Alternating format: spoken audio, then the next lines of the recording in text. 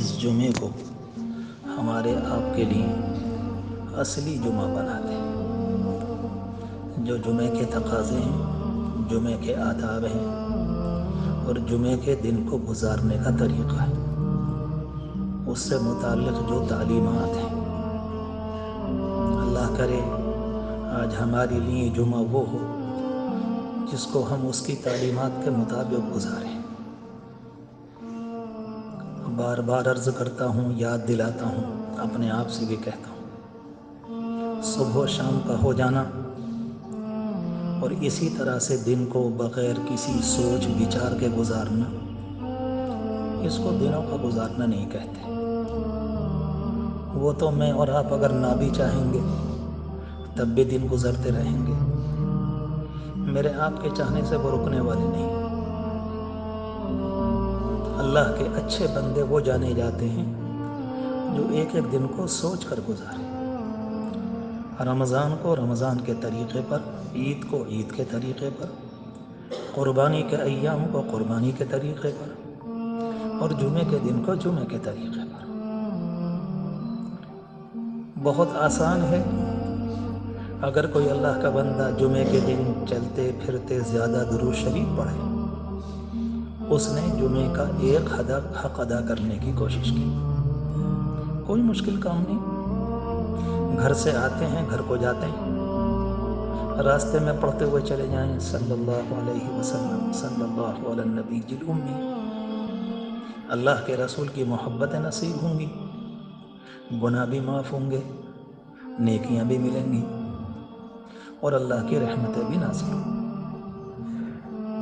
یہ بات ہمارے آپ کے درمیان بہت دفعہ آ چکی ہے۔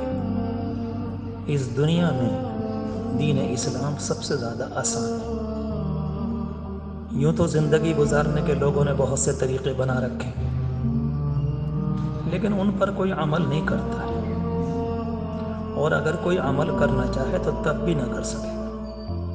وہ اتنے مشکل ہیں، فطرت کے خلاف ہیں، انسانی مزاج کے خلاف ہیں کہ ان پر عمل ہو ہی نہیں سکتا۔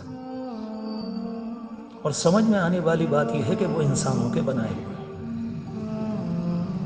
اور یہ اللہ ہی بتائے گا کہ انسانوں کے لیے کون سی تعلیم، کون سا سبق بہتر ہوتا ہے، کیونکہ انسان کو رب العالمین نے پیدا فرمایا، تو کسی دوسرے کو ہمارے سارے مسائل کا کیا پتہ، کیا پریشانی ہے، کہاں پریشانی ہے، ہماری زندگی کی گاڑی کہاں کہاں ٹامک ٹوئیاں مار رہی ہے، کسی کو کیا معلوم۔ بہت ہوگا تو اپنے گھروں کا پتہ ہوگا، محلوں کا پتہ ہوگا، شہروں کا پتہ ہوگا، لیکن ساری دنیا کا ایک وقت میں کسی ایک کو سب کچھ پتہ ہوگا، اتنا ممکن ہے؟ یہ صرف اللہ کی ذات ہے کہ کائنات کا ذرہ ذرہ بھی اس سے پوشیدہ نہیں۔ لا يخفى علیہ شیء، اس پر ذرہ برابر کوئی چیز پوشیدہ نہیں۔ قرآن مجید کے اندر یہ والی بات کئی جگہ فرمائی، اس لیے میں نے شروع میں عرض کیا کہ کوشش کیا کریں، میں اور آپ ارادہ کریں گے تو ہو جائے گا۔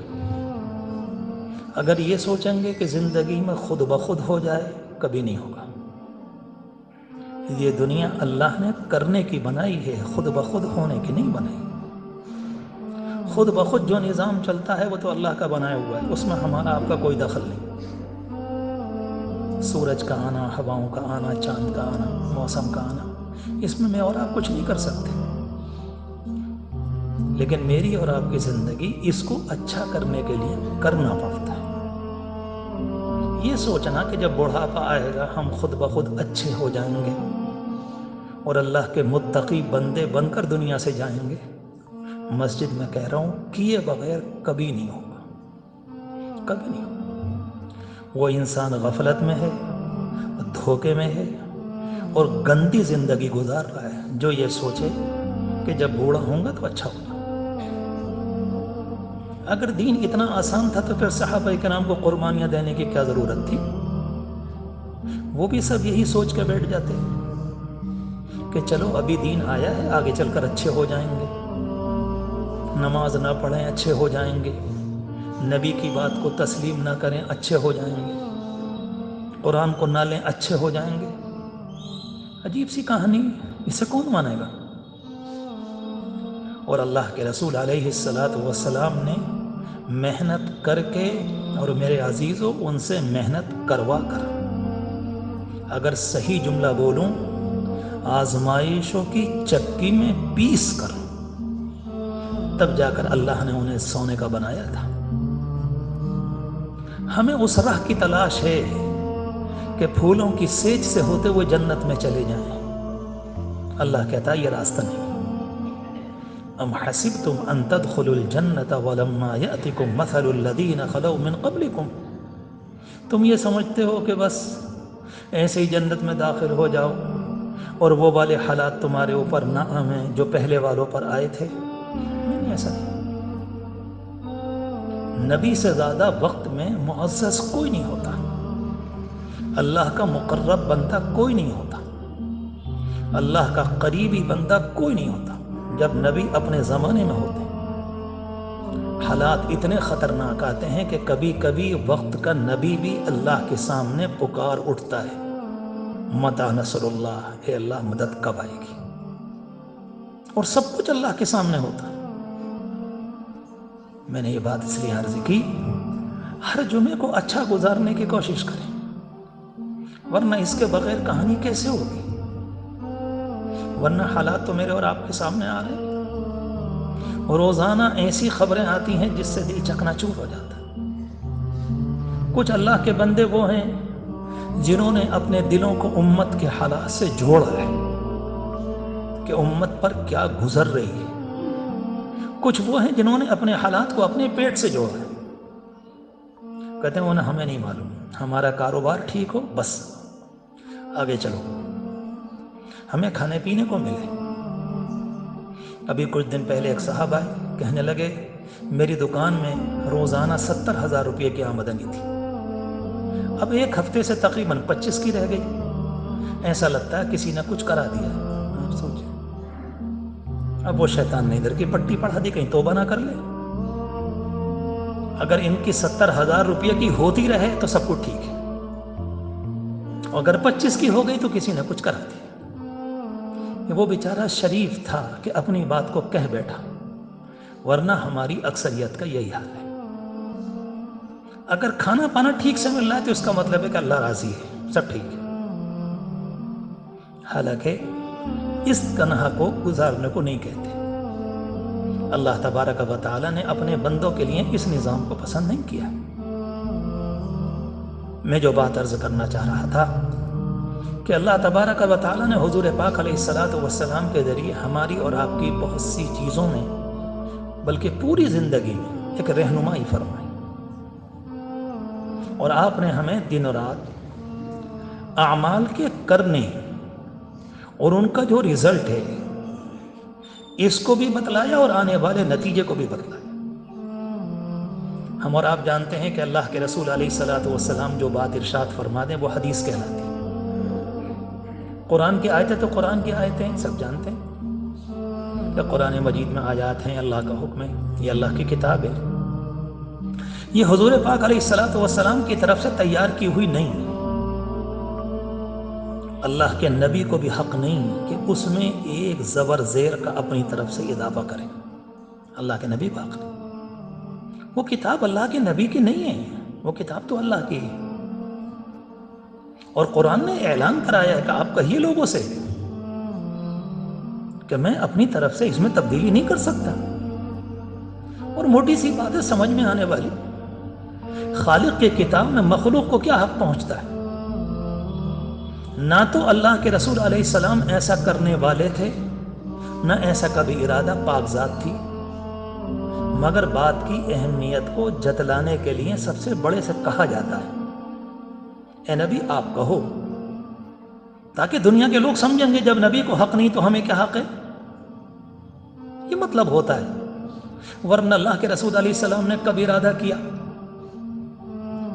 کیسی ہی آیت آپ کے اوپر نازل ہوئی آپ نے فوراً سنا دی، میرے اللہ کا پیغام ہی آیا، میرے اللہ کا پیغام ہی آیا۔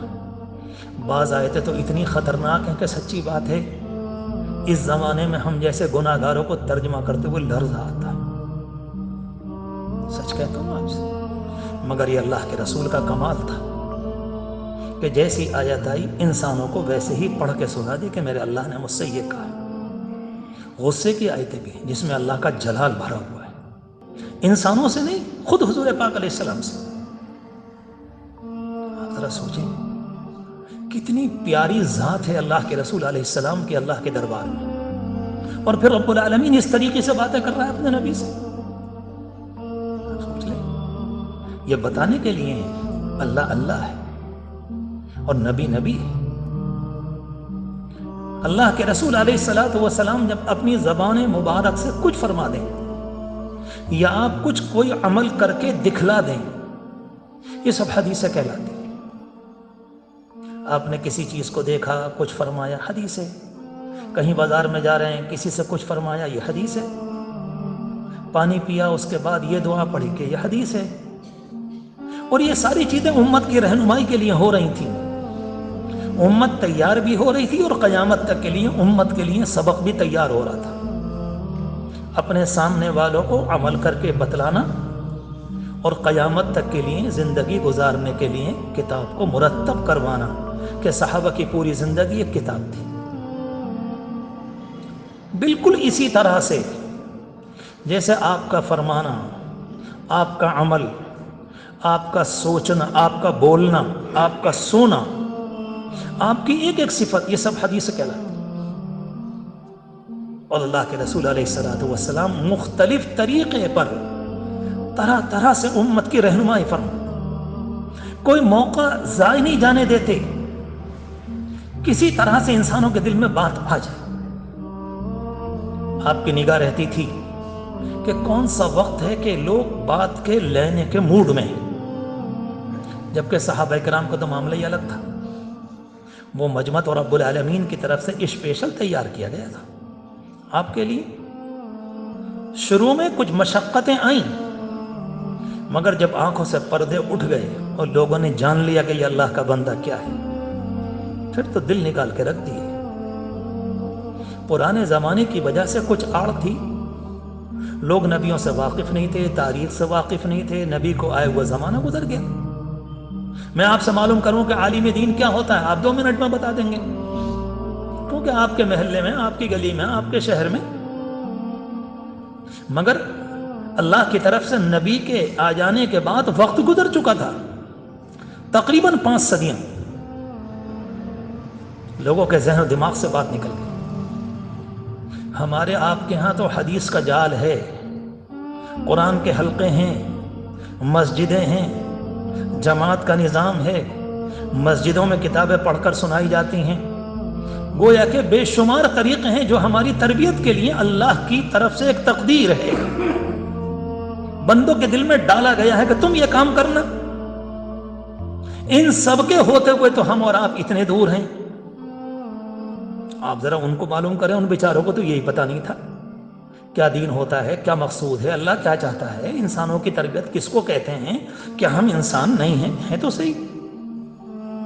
بہرحال اللہ کے رسول علیہ السلام کی جو حدیثیں ہیں اس میں اسی طرح سے ایک حدیث کہلاتی ہے کہ آپ اپنی بات کو جو آپ نے کبھی خواب میں دیکھا ہو، آپ اس کو اگر بیان کرتے تھے، یہ بھی اللہ کی طرف سے.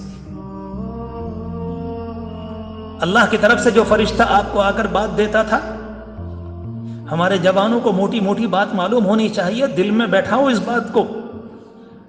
کبھی طریقہ یہ تھا کہ فرشتہ آیا انسانی شکل میں، صحابہ کرام بیٹھے، مجھے کچھ پتہ نہیں کہ ایک اللہ کا بندہ آیا، ہم نہیں جانتے کون ہے. ایک آدمی آیا، اللہ کے رسول علیہ السلام تشریف فرما تھے، آپ کے مبارک گھٹنوں سے گھٹنے ملا کر بیٹھ گیا. اور صحابہ کرام دیکھ کے کہتے ہیں جب ہم نے اس کے بال دیکھے تو بڑے پیارے کالے رنگ کے تھے، بہت شاندار. اور جب کپڑے دیکھے ہم نے تو بڑے شاندار سفید تھے.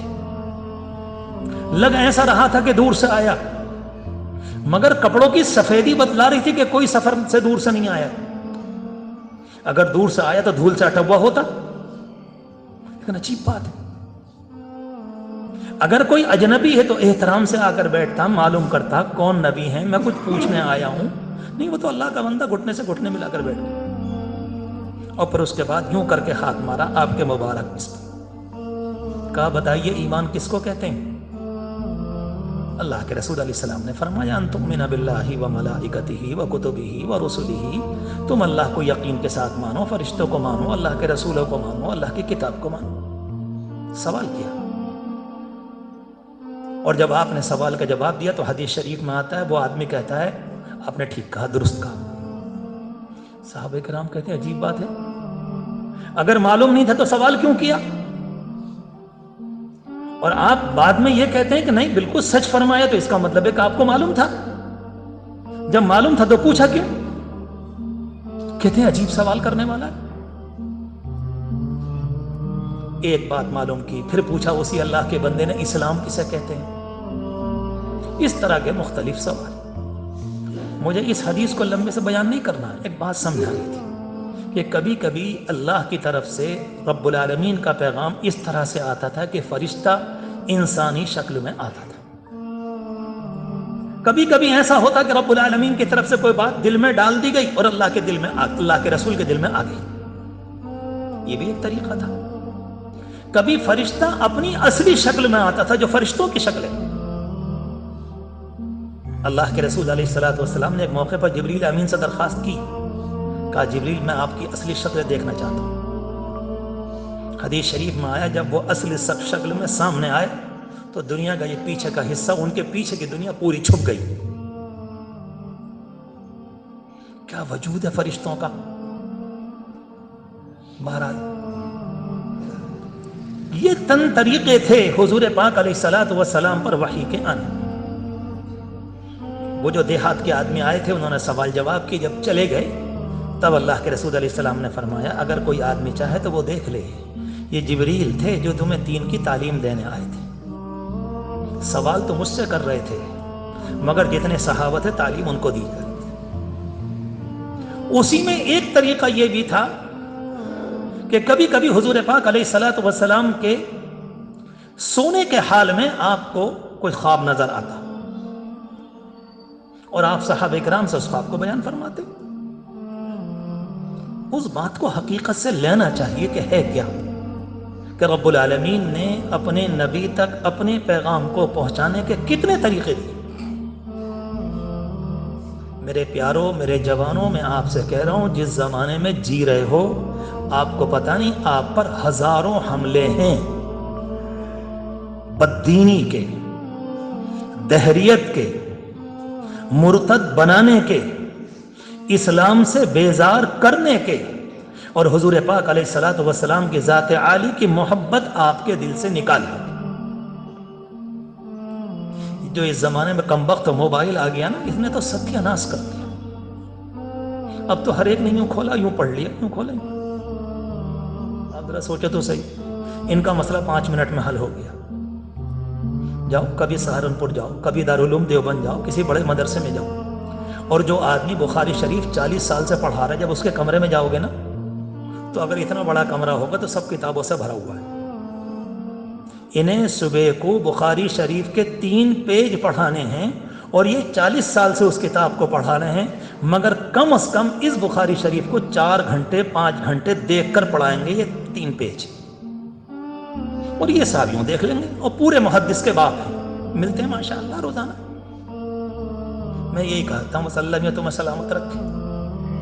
بالکل ایک اول جلول، بالکل بے عقل ہوش کا زمانہ، کہتے ہوئے بھی شرم نہیں آتی، کہتے وہ ہم نے دیکھ لیا اس میں ہے۔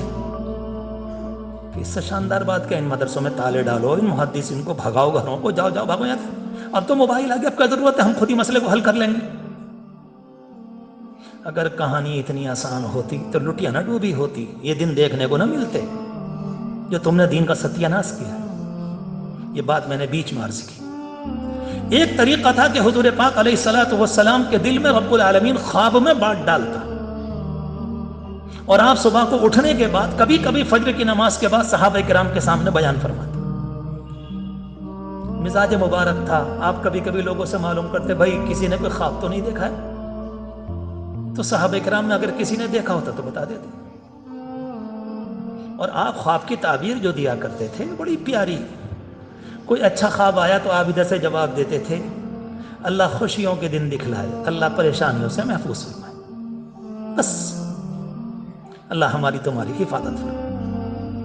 اگر کسی آدمی نے کوئی غلط خواب بیان کیا تو آپ اس سے ارشاد فرماتے تھے جب غلط خواب دیکھو، ڈراؤنا ہو، بڑی پریشانی کا ہو، اور رات میں آنکھ کھل جائے تو اندر کو الٹے ہاتھ کو تھو تھو کر دو 3 دفعہ، لا حول ولا قوت الا باللہ العلی العظیم، اللہ اس کے شر سے تمہیں محفوظ فرما دے۔ زیادہ خوابوں کا شہزادہ نہیں بننا چاہیے کہ میں نے یہ دیکھا، میں نے یہ دیکھا، میں نے یہ دیکھا۔ بہت سے لوگ بیچارے فون کرتے ہیں ہم نے یہ دیکھا، ہم نے یہ دیکھا۔ نہیں، خواب صرف خواب ہے، شریعت نہیں ہے، قانون نہیں ہے۔ اگر اچھا خواب ہے تو اچھا اشارہ ہے، کوئی دوسرے درجے کا خواب ہے تو یہ ہے کہ خوفناک ہے تو اللہ سے دعا کرو، زیادہ طبیعت میں ڈر پھنس گیا کچھ صدقہ کر دو، اور ڈر لگا تو اللہ سے معافی مانگ لو، تو توبہ پڑھ لو، 2 رکعت نماز، نفل نماز، بس۔ ایسا نہیں ہے کہ بس باتیں بہت یاد آتی ہیں اس لیے کہہ رہا ہوں۔ کچھ زمانے پہلے سامنے دروازے پر کھڑا ہوا تھا ایک صاحب، بھاگے بھاگے آئے، ان کے ساتھ ایک صاحب اور بھی تھے، کہنے لگے حضرت 1 ہفتے سے خواب دیکھ رہا ہوں میرے گھر میں سونا دبا ہوا ہے۔ میں نے کہا توڑا تو نہیں ہے گھر ابھی؟ بولے توڑا نہیں۔ میں نے کہا بنانے کو بھی پیسے نہیں ہوں گے، جب حالات ٹوٹتے ہیں تو سونا ہی دکھتا ہے۔ میں نے کہا سنبل میں جتنے سرمایہ دار ہیں انہیں کبھی نہیں دکھے گا یہ والا خواب، مگر آپ کو ضرور دکھے گا، کیونکہ شیطان ادھر کو لا کے مارے گا۔ کتنے بیچارے، بس یہی بات ہو گئی، کہیں دیواروں میں سونا دکھ رہا ہے، کہیں چاندی دکھ رہی ہے، کہیں کچھ اور، کوئی چیز نہیں ہے اس کی، کوئی حقیقت نہیں شریعت۔ بس اتنی بات جو میں نے آپ سے عرض کی، لمبے واقعات ہیں اس سلسلے۔ اللہ کے رسول علیہ الصلوۃ والسلام نے ایک موقع پر صحابہ کرام سے سوال کیا، صحابہ کرام نے کہا اللہ کے رسول ہم نے تو نہیں دیکھا۔ پھر آپ نے فرمایا کہ میں نے آج ایک خواب دیکھا ہے، اور پھر آپ نے اپنے خواب کو بیان فرمایا۔ مجھے یہ بات عرض کرنی تھی، اور اس کی روشنی میں اگلی بات آپ سے بھی اور اپنے آپ سے بھی کہنی۔ اللہ کے رسول علیہ الصلوۃ والسلام نے اس موقع پر ارشاد فرمایا کہ 2 لوگ آئے، 2 فرشتے، بخاری شریف کی روایت میں آتا ہے کہ وہ حضرت جبریل تھے، حضرت میکائیل تھے، آپ کو لے کر چلے اور مختلف جگہ رات میں خواب کی دنیا میں کہاں کہاں لے کر گئے۔ اس لیے کہا جاتا ہے کہ نبی کا خواب وحی ہوتا ہے۔ آپ نے خود فرمایا کہ میری آنکھیں سوتی ہیں، میرا دل نہیں سوتا ہے۔ جی میں اور آپ اگر سوئیں گے نیند آ جائے گی، وضو ٹوٹ جائے گا۔ حضور پاک علیہ الصلوۃ والسلام کا معاملہ یہ نہیں ہے، وہاں دل نہیں سوتا، دل غافل نہیں ہے، دل تو اللہ کی یاد میں مست ہے۔ جس موقع پر وہ آپ کو لے کر چلے بہت سے منظر دکھلائے گئے۔ لمبی حدیث شریف ہے، وہ تو بہت بات لمبی ہو جائے گی، مجھے اس زمانے کے اعتبار سے 2-3 باتیں عرض کر۔ آپ نے فرمایا کہ مجھے ایک جگہ لے کر گئے، میں نے دیکھا کہ ایک انسان ہے اور وہ انسان دوسرا کھڑا ہے اس کے پاس، ایک اتنا بڑا پتھر اس کے پاس ہے، اور وہ اٹھا کر اس کا سر کچل دیتا ہے۔ پتھر دور جا کر گر جاتا ہے، وہ انسان دوڑ کر جا کر پتھر اٹھا کے لاتا ہے، اور اس کے بعد جب آتا ہے تو اس کا سر دوبارہ ٹھیک ہو جاتا ہے۔ میں نے پوچھا ان لوگوں سے جو مجھے لے کر گئے تھے کہ یہ کیا معاملہ ہے؟ فرمایا آگے چلیے، آگے الامان الحفیظ، اللہ محفوظ فرمائے۔ اس کے بعد حدیث شریف میں آتا مجھے ایک جگہ لے کر گئے تو میں نے دیکھا کہ ایک آدمی لیٹا ہوا ہے اور دوسرا انسان اس کے پاس کھڑا ہوا ہے، اس کے ہاتھ میں لوہے کا ایک ایسا آلہ ہے جس کے ذریعے اس کی بانچھوں کو، اس کی ناک کو اور اس کی آنکھ کو پھاڑ رہا ہے، یہاں سے لے کر یہاں تک، یہاں سے گدی تک، حدیث شریف میں ہے۔ اور جب وہ ادھر سے چیر کر یہاں تک آتا ہے، یہاں سے یہاں تک آتا ہے، آنکھ سے یہاں تک آتا ہے، پھر اسے کرتا ہے، اتنے میں یہ ٹھیک ہو جاتا ہے، اور جب اس کو کرتا ہے تو یہ ٹھیک، اس کو کرتا ہے تو یہ ٹھیک، اور اس کے ساتھ یہ ہو رہا ہے۔ میں نے پوچھا کہ یہ کیا ہے؟ کہا نہیں آگے چلیے۔ ایک اور جگہ میں پہنچا، میں نے دیکھا کہ تنور ہے، اس کے اندر لوگ جل رہے ہیں اور دہاڑ رہے ہیں، مرد بھی ہیں عورتیں بھی۔ میں نے جھانکا، میں نے پوچھا یہ کیا ہے؟ کہا کہ آگے چلیے۔ اکیلی حدیث شریف نہیں سنا رہا ہوں میرے عزیزوں، اللہ کے رسول علیہ السلام کو جو قیامت کے بعد یا اس زمانے میں قبروں میں، جس کو عالم برزخ کہتے ہیں، جو لوگ جا چکے ان کی قبروں میں رب العالمین نے وہ سب بتا دیا، اور اس اللہ کے سچے بندے نے اپنی زندگی میں ہمیں آپ کو امت کو بتایا۔ اس کا مطلب یہ نکلا، اس حدیث کی تشریح ابھی کرتا ہوں، کہ یہ والے گناہ جس کے نتیجے میں ان انسانوں کے ساتھ یہ ہو رہا ہے، اگر ہم اور آپ اللہ نہ کریں ان گناہ کو کر رہے ہیں، اس کا مطلب کیا نکلا؟ مجھے کہنے دیجئے، ہم جان بوجھ کر رہے ہیں، جان بوجھ کر پھٹا کرے ہماری ناک ہوا کرے، آنکھیں تو پھٹیں گی، کلے تو چیرے جائیں گے، سر کوڑا جائے گا، دنیا ہے مستی کر لیں۔ ہائے ہائے، الامان الحفیظ۔ اسلام اور جنت کی راہ اتنی آسان نہیں ہے۔ اس لیے کسی شاعر کا شعر ہے، جیسے انسان کہتا لا الہ الا اللہ، اس کا مطلب یہ ہے کہ اس نے بہت بڑا فیصلہ کر لیا، اب میں اللہ کو مانوں گا اور اللہ کے نبی کی بات کو مان کے چلوں، کہ معمولی درجے کا کلمہ تو ہے نہیں، پہلے پڑھا تھا اور نہیں پڑھا تب بھی ویسے ہی، تب بھی ویسے ہی، یہ تو کوئی فرق نہیں ہوا دونوں باتوں میں۔ ایک جگہ اور تشریف لے گئے، آپ نے دیکھا کہ انسان تالاب میں ہے، نکلنے کی کوشش کرتا ہے، ادھر سے انسان اس کے پتھر مارتا ہے۔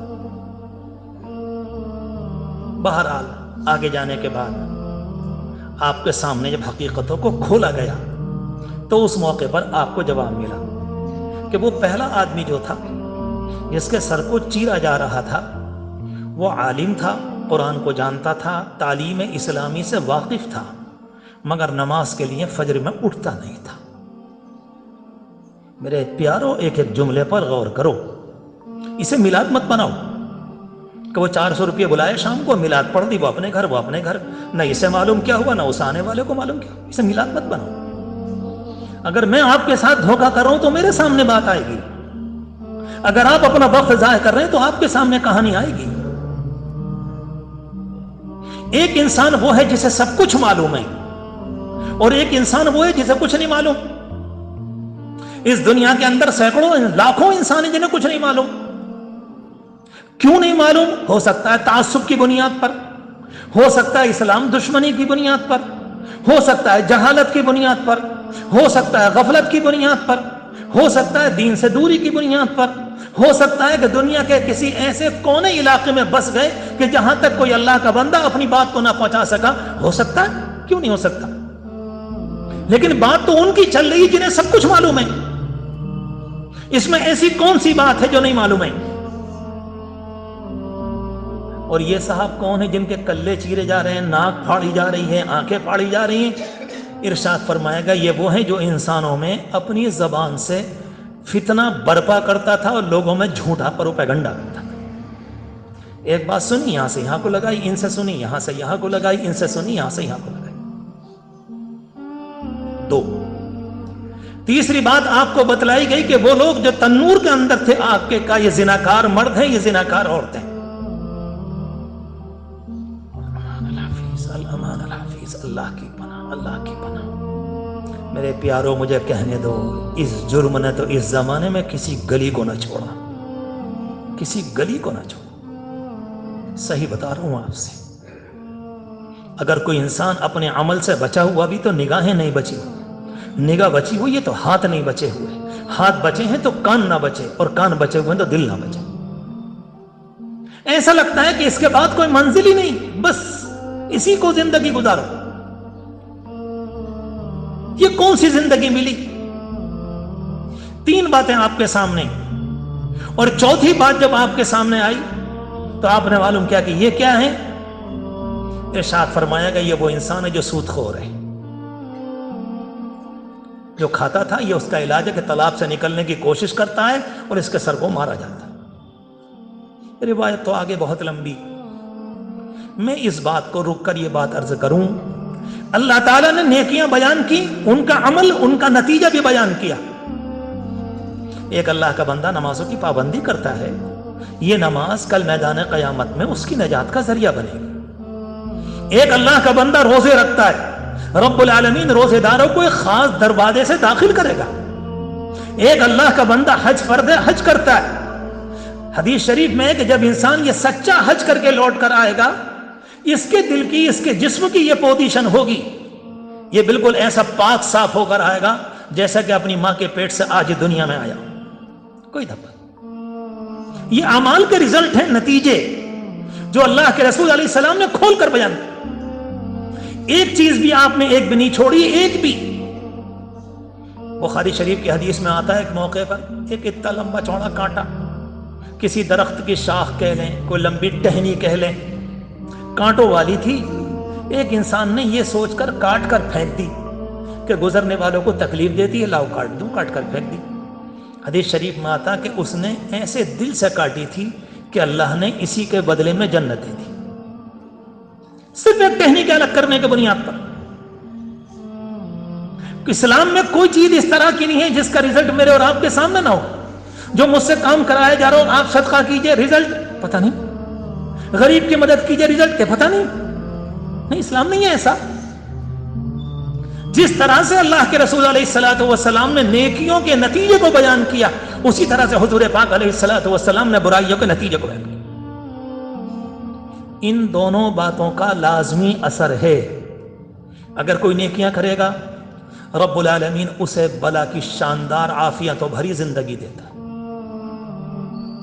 عافیتوں بھری کا مطلب دل کا سکون نصیب ہوتا ہے، اپنے حال سے مطمئن ہوتا ہے، اللہ کو یاد کرنے میں خوش ہوتا ہے، حضور پاک علیہ السلام کی تابعداری میں ایک لذت ملتی کہ الحمدللہ میں دین اسلام پر ہوں، اللہ کا شکر ہے۔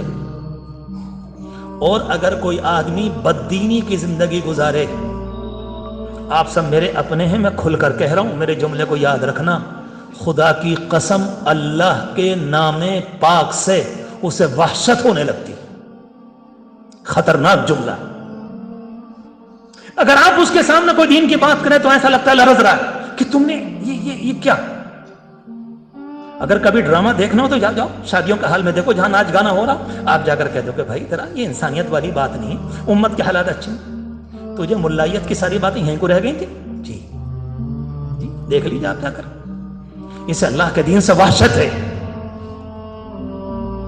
نتیجہ اس کا یہ نکلے گا کہ ایسا انسان اپنے آپ کو دین پر کبھی نہیں کھڑا کر سکے گا، اور یہ کسی غیر کی طرف سے نہیں، یہ ان اعمال کا نتیجہ ہے۔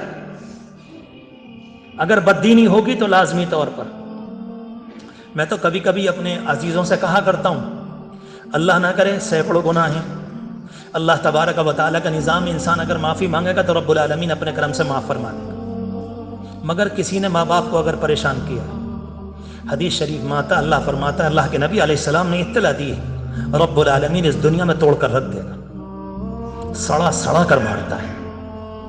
اپنی گلیوں میں دیکھو، اپنے شہر میں دیکھو، ان آنکھوں کو پیدا کرو کہ حالات کو سمجھیں کہ ہو کیا رہا ہے۔ کتنے لوگ میرے پاس آ کر یہ کہتے ہیں، آپ کو میرے اپنے اس میں کھل کر کہہ رہا ہوں، کتنے لوگ کہتے ہیں کہ ہمارے گھر میں ایسا ہو رہا ہے، آج 2 مہینے ہو گئے، بالکل ایسا لگتا اب موت آئی جب آئی، اب موت آئی جب آئی۔ میں بولے 2 مہینے گزر گئے، سڑ سڑ کر انسان مرتا ہے۔ میں یہ نہیں کہتا کہ یہ سب کچھ عذاب کی وجہ سے ہوتا ہے، کبھی آزمائش بھی ہوتی ہے، لیکن انسان کو تو پتا ہے کہ میں نے کیا کیا ہے، انسان کو تو پتا ہے میں نے کیا کیا۔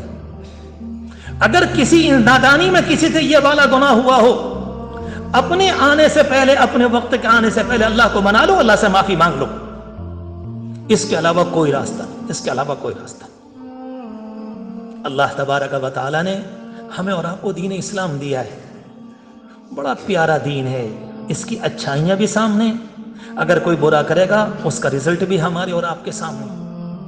ہمیشہ یاد رکھیں، خبریں آتی ہیں طرح طرح کی، کل پرسوں کی خبر آپ نے بھی سنی ہوگی، کسی مسجد کے اوپر کچھ شرارتی چڑھ گئے، بدتمیزی کی، اور کیا اور کیا اور کیا۔ آپ کیا سمجھتے ہیں کہ یہ اور یہ اور یہ؟ نہیں، ایسا نہیں۔ ہر چیز کو قرآن مجید کی نگاہ سے دیکھو گے تو مسئلہ سمجھ میں آ جائے گا۔ سمجھو بات کو۔ قرآن مجید کے 15ویں پارے کو پڑھیے، پہلا صفحہ چھوڑ کر اگلا صفحہ جہاں سے شروع ہوتا ہے، ان احسنتم احسنتم لانفسکم وان اسأتم فلها فاذا جاء وعد الاخرة ليسوء وجوهكم وليدخلوا المسجد كما دخلوه اول مرة وليتبروا ما علوا تتبيرا۔ یہ بات بنی اسرائیل سے کہی تھی اللہ نے، دیکھو سنو، اگر تم اچھا کرو گے تو ہم ٹھیک ہے، بڑی اچھی بات ہے، لیکن اگر تم نے گڑبڑی کی تو اللہ کہتا ہم کہیں گئے کو نہیں ہیں، ہم تمہارے ساتھ ہیں۔ اور جب کبھی انسان گڑبڑی کرتا ہے تو رب العالمین اٹھا کر غیروں کو مسلط کر دیتا ہے. اتنا خطرناک مسلط کرتا ہے اس زمانے کے اندر کہ وہ غیر دشمن آتا ہے. قرآن مجید میں لفظ مسجد موجود ہے, وَلِيَدْخُلُوا الْمَسْجِدَ كَمَا دَخَلُوهُ. وہ مسجدوں کی پرواہ نہیں کرتا اور اپنی ساری بدتمیزیاں, سارے ہتھ کنڈے اللہ کے گھر کے خلاف استعمال کرتا ہے. اور لوگ کیا کہتے ہیں, مسجد چڑھ گئے, بڑے بدتمیز ہیں, کیا ہیں؟ اللہ کے بندو, مسجد کو چھونا آسان ہے؟ اگر امت مسلمہ کسی درجے میں اعمال صالحہ پر ہوتی, خدا کو منانے والی ہوتی, ہر شہر میں کچھ رونے والے ہوتے, اور رب العالمین کی نگاہ انسانوں کی طرف, امت مسلمہ کی طرف ٹھیک ہوتی, ان میں کوئی مائی کا لال نہ تھا جو مسجد کو نگاہ اٹھا کر دیکھ لیتا, توڑ کر رکھ دیتا, زمینوں کو پھاڑ دیتا, ان کے وجود کو مٹا دیتا. اللہ کا نظام ہے.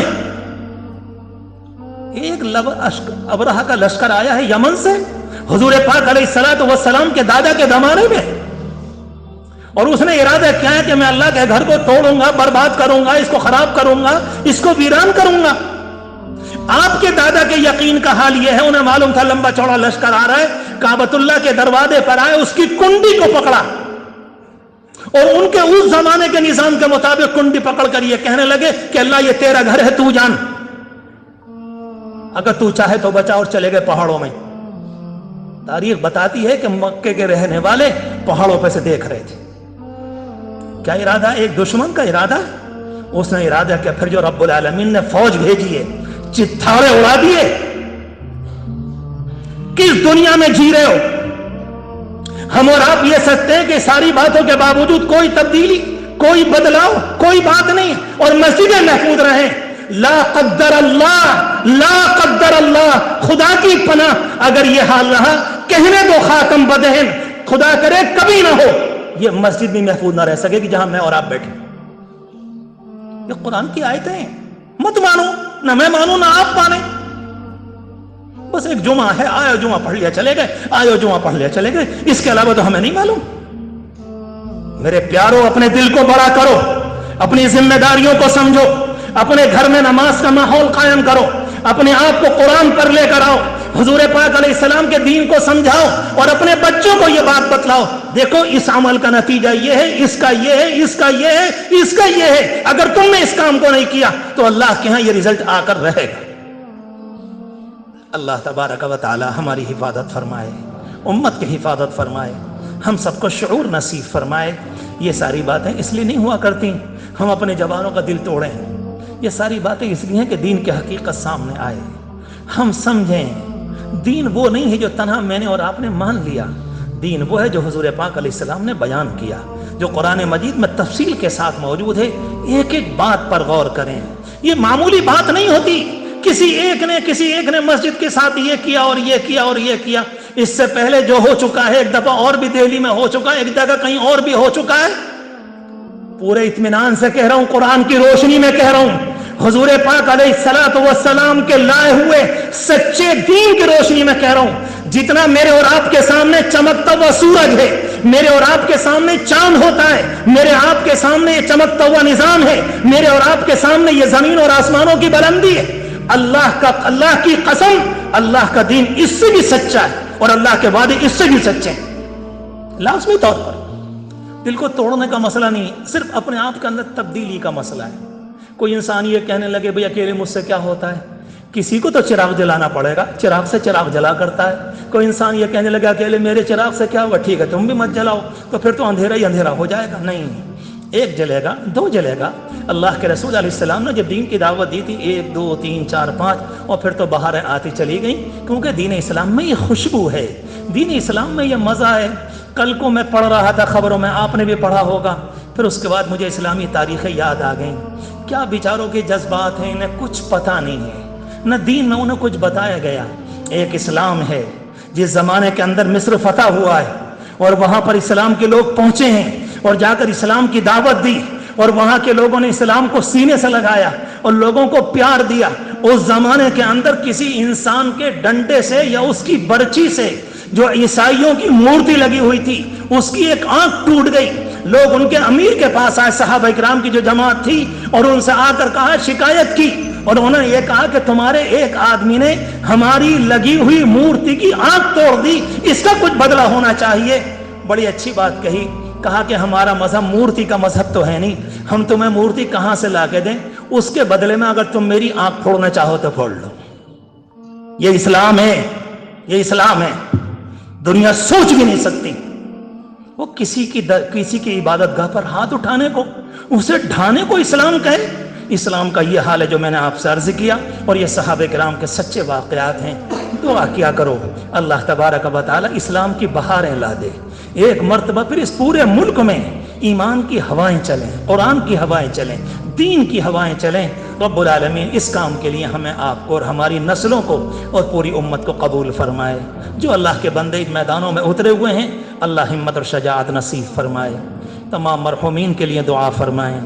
اس ہفتے ہمارے محلے میں ہمارے ایک عزیز، ہمارے سرپرست، ہمارے بڑے بہت محبت کرنے والے، مدرسے میں بھی بڑی محنت تھی، ہمارے متین بھائی، جن کو متین صاحب انجینئر کہا جاتا تھا، وہ اللہ کو پیارے ہو گئے۔ بس اچانک بیماری بڑھی اور شام کو تھوڑی سی بیماری بڑھی اور اللہ کو پیارے ہو گئے۔ بہت سی باتیں ایسی ہیں قابل رشک ہیں واقعی، بڑے قرآن کے پڑھنے والے، بڑے قرآن کے پڑھنے والے، اپنے کام سے کام۔ اور یقینی بات یہ ہے جو مجھے بتایا گیا، پہلے سے بھی معلوم تھا، زندگی کا بڑا حصہ سرکاری ایک عہدے پر گزرا، پوری زندگی رشوت کا ایک پیسہ نہیں، اللہ کے بعد ایک پیسہ، کچھ بھی سوال ہی پیدا نہیں ہوتا۔ اور زندگی کا آخری حصہ تو مسجدوں کے نقشے بنانے میں، اور جو بھی کوئی نقشہ بنوانے کے لیے آتا، اس کا کھانا بھی اور اس کا ناشتہ بھی اور اس کی چائے بھی اور پھر وہاں جانا بھی۔ اور ماشاءاللہ میں سوچا کرتا ہوں کہ اللہ یہ بھی ایک جانا ہے، یہ اللہ کا بندہ کتنی مسجدوں کے ساتھ گیا ہے، کتنے قرآن کی تلاوت کے ساتھ گیا۔ زندگی کو ہم چاہیں شاندار بنا سکتے ہیں، جس طرح سے ہم سے خدمت ہو سکے ہم خدمت کر سکیں، ان کے لیے بھی، اور جتنے لوگ اس دنیا سے مسلمان مرد و عورت گئے سب کے لیے دعا کریں۔ اللہ مغفرت فرمائے، اللہ اعلیٰ درجات نصیب فرمائے، اللہ قبر کو نور سے منور فرما دے، اللہ ان کے گھر والوں کو صبر و سکون نصیب فرمائے۔ وآخر دعوانا ان الحمد للہ رب العالمین۔